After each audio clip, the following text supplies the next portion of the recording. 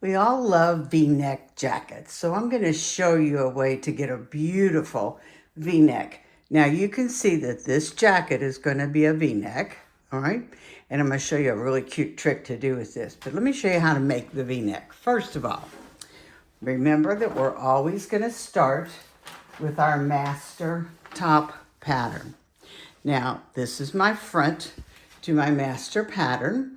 And you can see that I've already added the 1 inch to the side seam because I'm going to do a jacket. Now, when you do a jacket, you add the 1 inch to the side seam of both fronts, and then you add the 1 inch to the side seam of the back on both sides and the underarm seam. Now, what happens if you use a piece of fabric that, maybe has a little give or a little stretch, and I don't need an inch? Then you just take a deeper seam. It's as simple as that. There's nothing else to alter except that you take a deeper seam. So how are we going to get that V-neck? Well, let me show you how you're going to do it. And this is really simple. On your master fit nice pattern, which is what we're using to make this jacket, we're using the master fit nice pattern. What you're going to do is to cut the front into a V. Where are you going to get a template for that V? On the other side of your master. And here's the V-necks right here. So what we're going to do is we're going to take this front like this, the front of our master top, and we're going to line up the center front, and we're going to line up the shoulder seam. And then we're going to draw however low we want this to go. And on this, I want to go as low as I can get to it. Now, when I do this, this is what I'm going to suggest to you, that you take your scissors and you cut out this V. Now remember that when we make this jacket, we have to add to the center front. If you're going to do buttons and buttonholes, you're going to add 2 inches to the center front, okay? But that 2 inches would come straight out like that. So let's cut this off. And let me show you.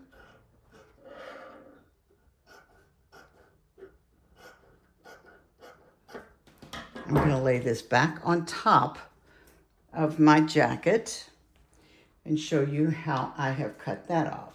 So let me put the jacket back up. And here's the jacket.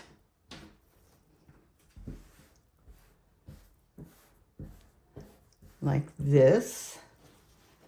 And I'm going to lay this on top. And I want you to see that I have cut what I have here. I have cut, excuse me a minute. I have cut it lower, you can see, and I've cut some of the neck out. Now, when you cut a V, and you can see that this is what I have cut right here, I've also rounded off the edges. I don't want a point. Now, this one has that 2 inches added into it.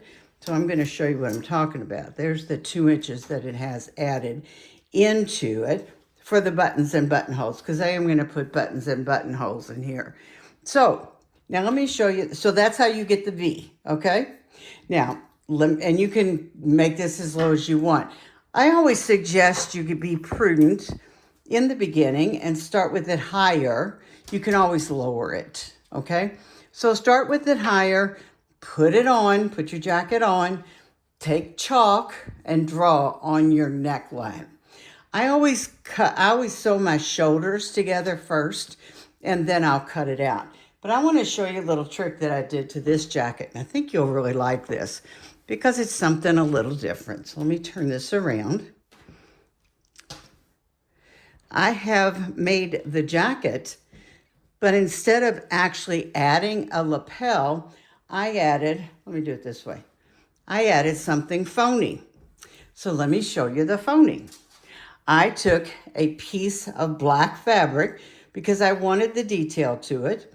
And I have actually made a lapel, literally made a lapel. And I have interfaced that piece because I wanted to have a little bit of stiffness to it. And then I folded back all of the edges. So what I'm going to do is go over to the other side. Now I have the facing started. I'm going over to the other side, and I would actually hold this next to the jacket itself, put the facing over the top, and when I sew the facing on, I will catch the edge of the lapel. Isn't that cool? So you don't have to make any kind of funny cutting or anything else. So this is really phony, but this is what it looks like when it's actually stitched to the garment itself. So it's included in the seam allowance, as I just showed you, and then I top stitched it down. You would never know that I top stitched it down. Now the other thing that you can do, and I think this would be really cool looking, and I think I may do this to this jacket, is to cut this piece. And by the way, I will give you the dimensions of this so you can make your own. And then I'm turning this upside down, but you all can see the idea. You can actually put 2 on one side. Wouldn't that be cool? And 1 on the other, or 2 on one side and none on the other. I think that would be really fun. So I'm just going to play around with it just a little bit and see how I think to do it. I just think that would be really cool looking. And then put black buttons on it, obviously. And I have a really different look in a jacket. I hope you like it.